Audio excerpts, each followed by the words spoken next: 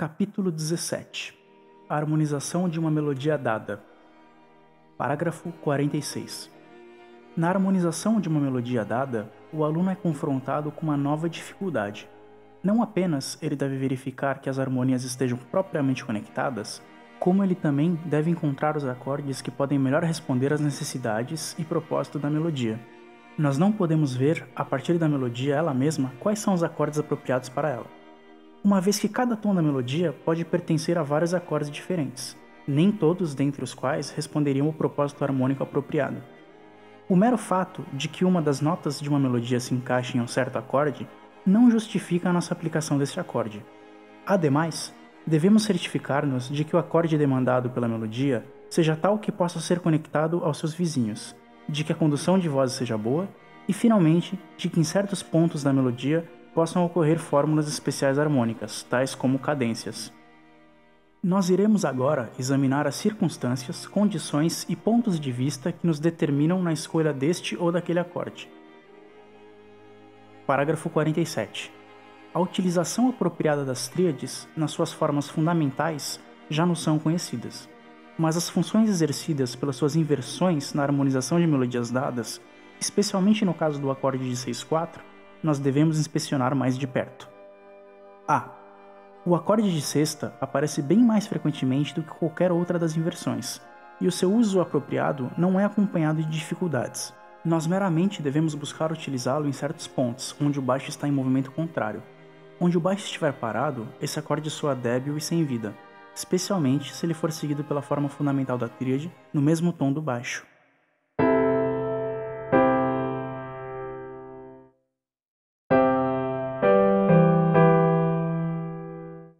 B. O acorde de 6/4 pode efetivamente ser empregado apenas em alguns casos. Estes são os seguintes. 1. Quando o baixo avança por todos os intervalos da tríade em sucessão, começando pelo tom fundamental, enquanto as vozes superiores mantêm-se estacionárias.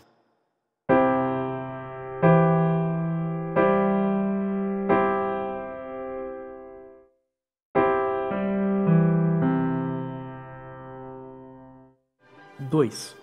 Quando o acorde de 6/4 encontrar-se entre duas tríades nas suas formas fundamentais, com o baixo mantendo-se estacionário.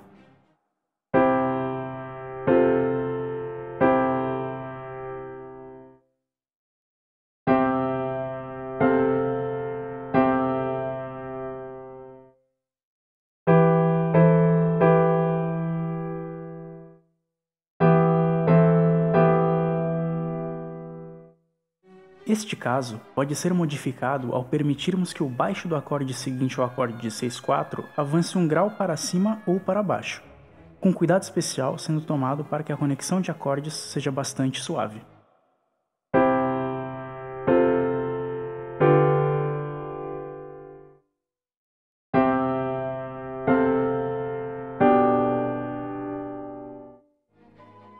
Neste caso, o acorde de 6/4 deverá ocorrer na parte não acentuada do compasso. 3. Quando o baixo avança de grau em grau até e a partir do acorde de 6/4.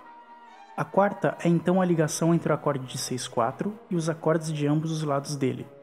Tal caso ocorre, por exemplo, se o acorde encontrar-se entre a forma fundamental e o acorde de sexta da mesma tríade.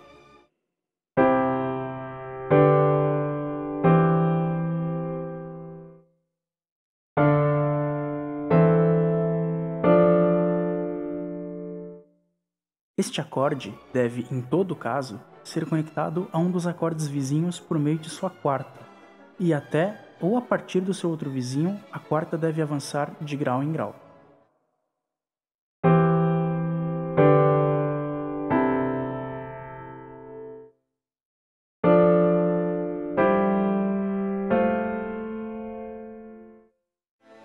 Quatro.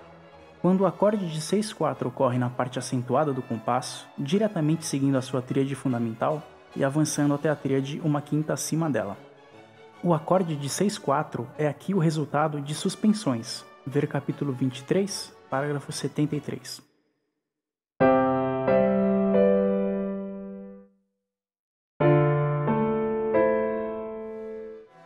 Ainda há, sem dúvidas, outras oportunidades para o uso do acorde de 6/4, mas nós não podemos, em um tratado teorético, enumerar todo e cada caso ocorrendo na prática da arte. O propósito da ciência musical sendo mais contemplar e sistematizar as combinações harmônicas em seu uso mais geral.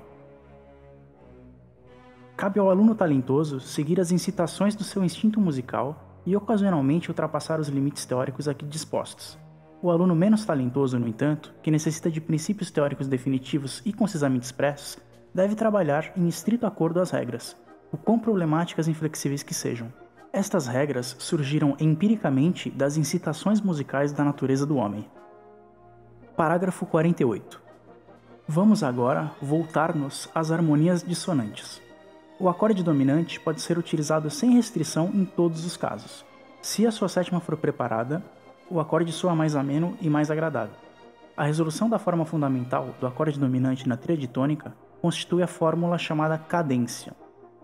A esta fórmula pertence a propriedade de fechar completamente uma composição ou uma das suas partes, especialmente se a tríade aparecer na posição de oitava. Por qual razão esta sucessão de acordes deve ser evitada no meio de uma música? As inversões do acorde dominante, todavia, não possuem esse caráter cadencial, e logo são melhores adequadas às porções intermediárias de uma obra, onde o elemento de movimento é o mais importante e suave, e uma condução de voz suave necessária. Os outros acordes de sétima, assim como o acorde de nona, necessitam a preparação das suas dissonâncias. Consequentemente, eles podem apenas ser empregados em certos pontos da melodia, onde tal preparação é possível. Apenas o acorde de sétima diminuta pode entrar sem preparação, da mesma maneira que o acorde dominante. Mas boa condução de vozes é importante. Finalmente, qualquer acorde dissonante pode ser empregado, enquanto uma solução apropriada for possível. Acordes dissonantes não devem ser utilizados muito profusamente. Economia musical apropriada proíbe uma superabundância deles.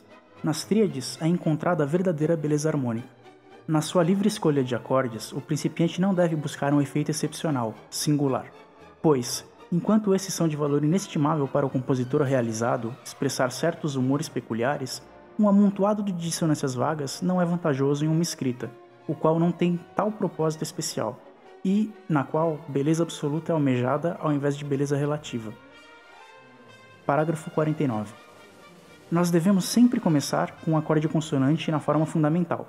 No fechamento, deverá aparecer a chamada cadência prolongada, exceto em casos onde as últimas notas da melodia excluam o seu uso. A cadência aumentada consiste em 4 acordes, dentre os quais os 2 últimos, sétima dominante e tônico, constituem a cadência, propriamente falando. Os primeiros 2 acordes devem ser o tônico e o subdominante.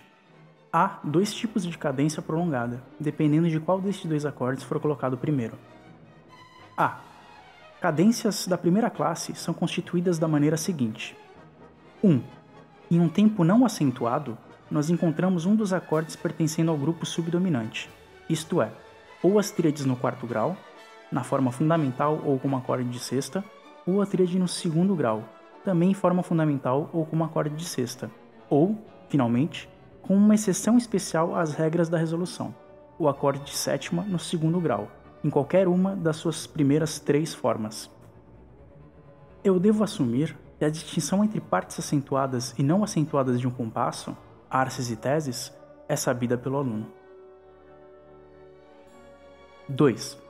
Então segue-se em um tempo acentuado o acorde de 6/4 da tríade tônica, que por sua vez é sucedido pela cadência propriamente dita, isto é. 3.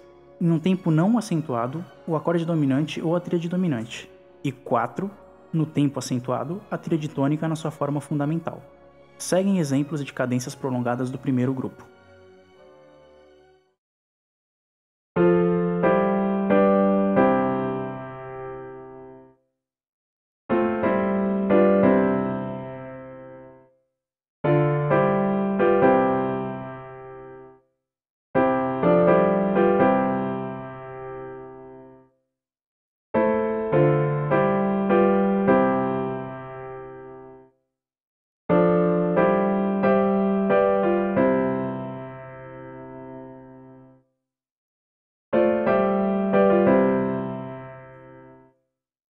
Em fórmulas de compasso ternárias, o acorde de 6/4 deve tomar a maior parte do compasso.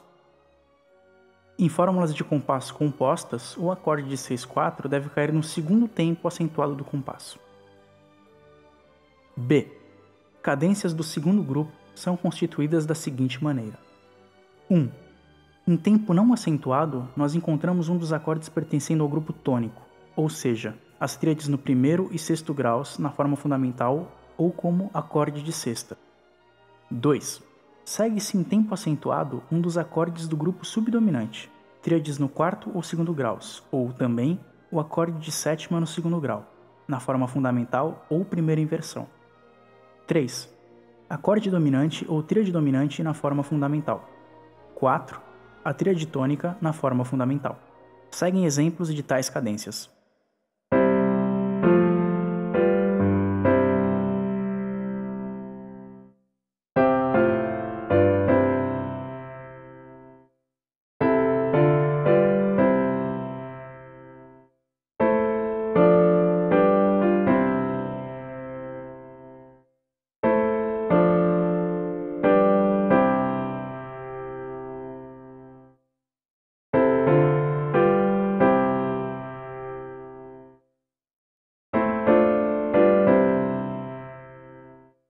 O caso E, no qual o acorde de 6/5 cai no tempo acentuado, é uma das formas mais comuns deste grupo de cadências. A cadência deve ser perfeita, isto é, a última tríade deve aparecer na posição de oitava ou quinta.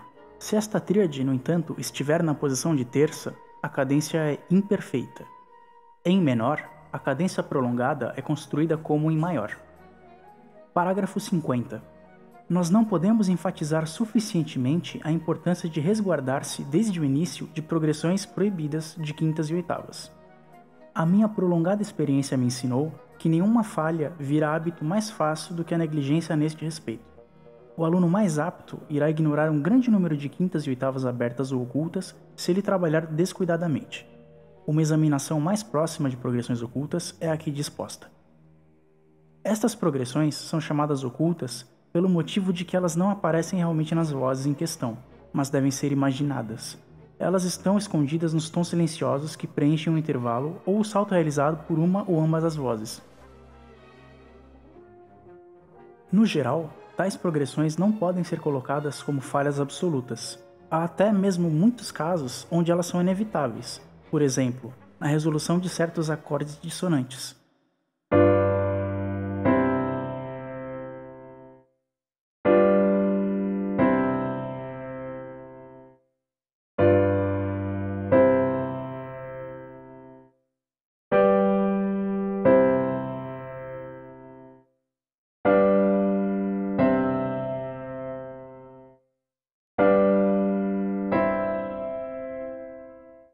Não obstante, progressões ocultas, onde elas não são justificadas por alguma lei harmônica superior, servem para avariar a pureza da escrita e devem consequentemente ser evitadas onde quer que seja possível.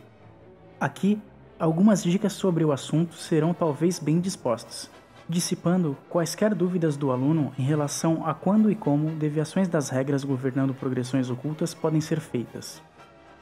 A. Oitavas e quintas ocultas nas vozes externas. Elas são, a miúde, bastante desagradáveis e ocorrem com a maior frequência dentre todas, por causa da mobilidade extrema destas vozes. Elas devem ser evitadas a todo custo. 1. Quando a voz superior avança por salto. Apesar do salto na voz superior, progressões ocultas não soam de maneira alguma desagradáveis, quando ocorrem na conexão de uma tríade com acorde dominante e quando a sétima é preparada em uma voz interna.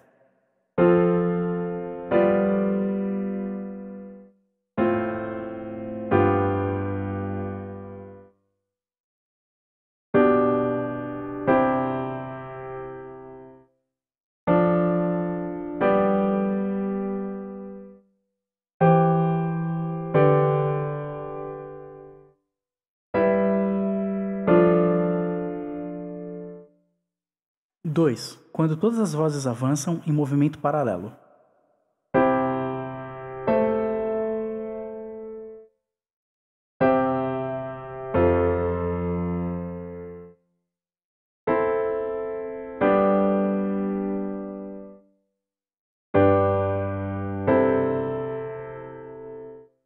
Oitavas paralelas soam particularmente desagradáveis quando a oitava aparece como quinta dobrada no acorde de 6/4, ou como terça dobrada no acorde de sexta, como no exemplo 1C ou 2D. 3. Onde as vozes externas movem-se com saltos ou na mesma direção, mesmo com as vozes internas mantendo-se estacionárias ou avançando de grau em grau. Quintas e oitavas ocultas devem igualmente ser evitadas.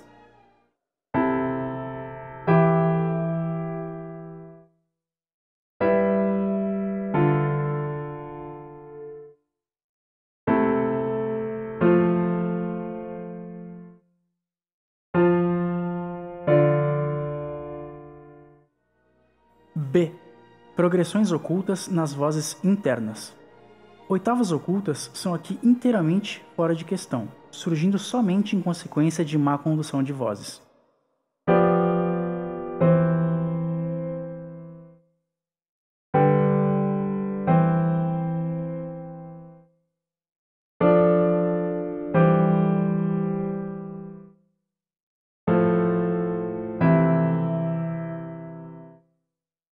Quintas ocultas, no entanto, são permitidas, dado que a condução de vozes seja natural.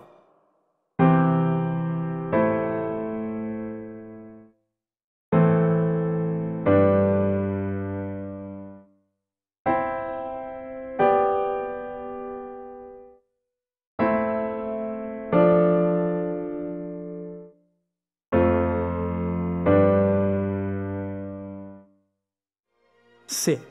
Progressões ocultas entre uma voz interna e externa são desagradáveis, quando o salto ocorre em uma voz interna.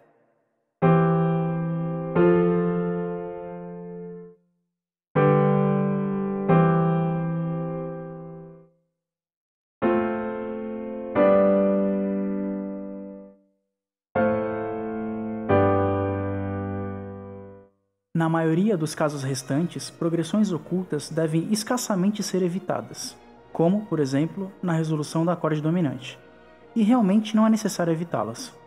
Fechando este capítulo, nós gostaríamos mais uma vez de lembrar ao aluno de que ele deve concentrar a sua atenção em boa condução de vozes e progressões de acordes racionais.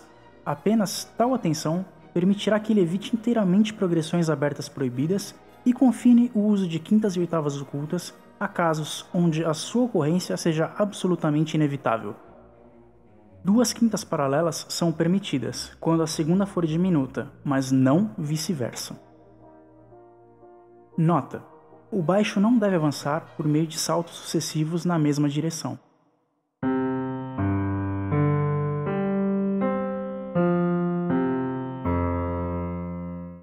Saltos de sétimas, exceto de sétimas menores, são inteiramente proibidos. Onde o baixo saltar uma sétima menor, as vozes superiores deverão manter-se estacionárias.